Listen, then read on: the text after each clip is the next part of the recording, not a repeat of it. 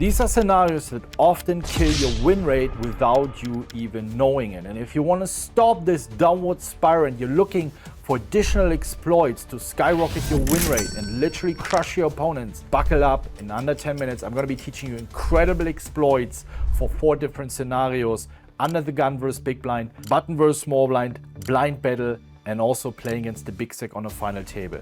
So let's jump right into the action, take notes, and let's crush. So we have the first scenario here. We're on the money bubble. 15, 17 big blinds, big blind 3-bets us. And I see a lot of players not really understanding what's going on, and your main agenda is just to fold your way into the money. In order to understand this spot, let's have a look how big blind is supposed to respond here. This is what big blind is supposed to do in theory, and I would disagree here.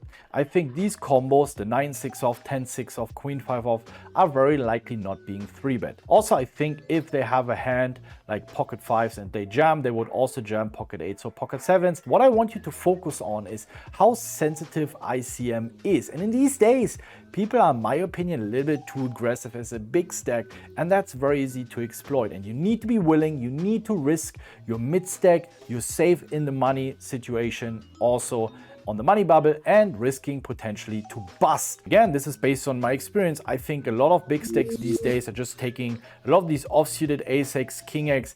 Maybe you could argue they're taking less of the offsuited queen-x, are 3-betting more of the offsuited aces combos. And I also don't think that players are 100% inducing. Again, orange is jam and red is 3-bet. And I don't think people are 3-betting ace king off. I think they're just shoving it more often. You also see pocket 9s is supposed to 3-bet, which I think is not happening. So I think people are just shoving it. Same as ace queen, more pocket pairs. But here we see a little bit more with the 3-bet bluffing. Again, it's not outrageous. We're on the money bubble. The big blind can easily afford the 5 big blinds, 5.5 big blinds, 3-bet. And this is where you guys struggle a lot, right? It's like, oh, this guy is so aggressive. He constantly 3-bets. Now I'm teaching you what you can do and how quickly it can turn into a very aggressive counter strategy. If someone does it against you, you're supposed to do that. Otherwise, you're losing too much money with open raising. And as you can see, if we now hover over to the exploitative strategy, boom, we're almost 4-bet jamming range. And this happens a lot. Even if there's big ICM, if they 3-bet way too much, not even way too much, a little bit more against your 15, 16, 17 big blind stack, you can just 4-bet jam your entire range. You might have seen me doing this on stream. I was like, I know this guy is to lose. I just 4-bet jam my hand, even though it looks like a punt. All right, spot number 2, we are on a final table. We are the big stack, and the small blind 3-bets us off his 13, 14 big blind stack. Now, what I've seen is a lot of people think this is not a thing. Why would you 3-bet off your 13 big blind stack? It should not happen.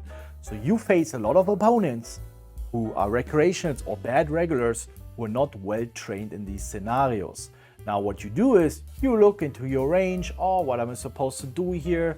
Right, in GTO, this is our strategy, 4-bet jamming, which makes a lot of sense. I mean, we're opening so wide here that if we raise fold ace-8 off, he could technically exploit us with 3-betting any 2 cards. What if small blind is not so aware of this strategy? As you can see, he should mostly be shoving, and even as a big stack, you should adjust against tighter opponent. I see a lot of you guys punting off your big stack, punting off your great runs that cost you a lot of money. You should not just always look into, oh, how am I supposed to play a short stack, mid stack, where can I do better? A lot of you guys are fucking bad as playing your big stack. You have 5th or 6th place finishes where you should have gotten 2nd, 3rd, or 1st because you were way too loose and way too aggressive. No, you're actually supposed to be a lot tighter than you think in a lot of these big stack scenarios. You shouldn't be 3-betting a lot as a bluff. You see it's a viable option because his stack is too tiny and button gets a great risk-reward ratio. And a lot of people just generally shy away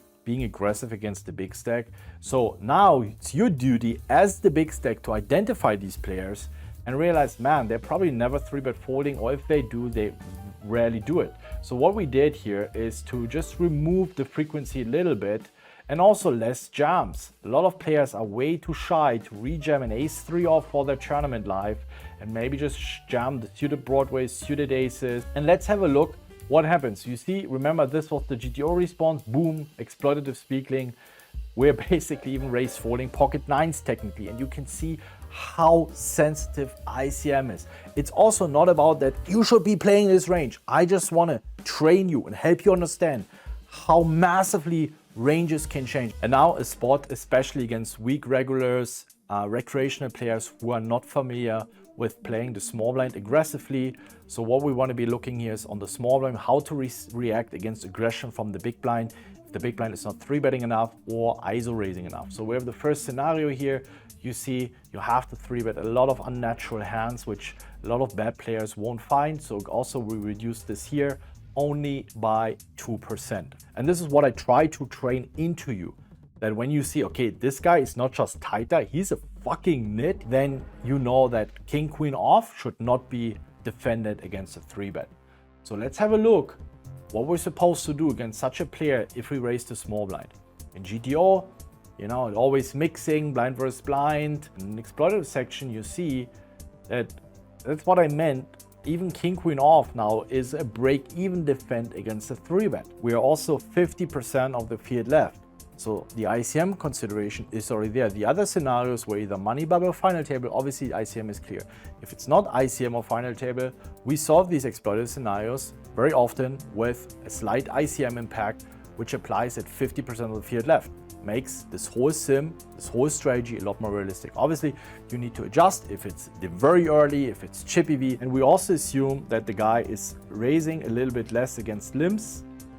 So here, if he ISO raises us, you see that from folding 38%, we fold 71%. Absolutely insane. I mean, we're even limp folding ace-2 off, ace-3 off, which is absolutely crazy. All right, playing against the big stack. Do you guys think that for this scenario, no short stack, hijack has 150 big blinds, that this is a reasonable opening range? I think most players are probably going to be looser than that. I don't think anyone is going to fold in off-suited days, a little bit more of the suited hands. So what we did is here increase from 38 to 46%. This is a realistic range, and I want to teach you how to adjust properly against big stacks. Also, let's have a look what we do versus 3-bet against button. And we see that here that in GTO, the hijack player is supposed to be shoving 28% and calling 11%. I find this range also very uncomfortable for the chip leader, and especially shoving suited broadways 100% of the time,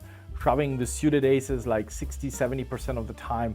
It's pretty optimistic. So what we did here is remove some of the jams. I think a lot of the hands will be defend. In fact, you see we have the hijack defend more hands.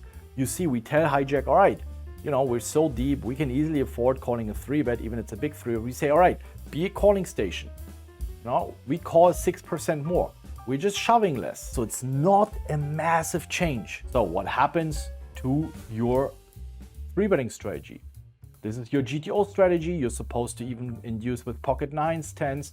So therefore you can 3-bet bluff pretty wide because there's no immediate short stack. Now, assuming that hijack open raises a bit more and also calls more against a 3-bet and not shoving as aggressive as in GTO, boom, this is what happens.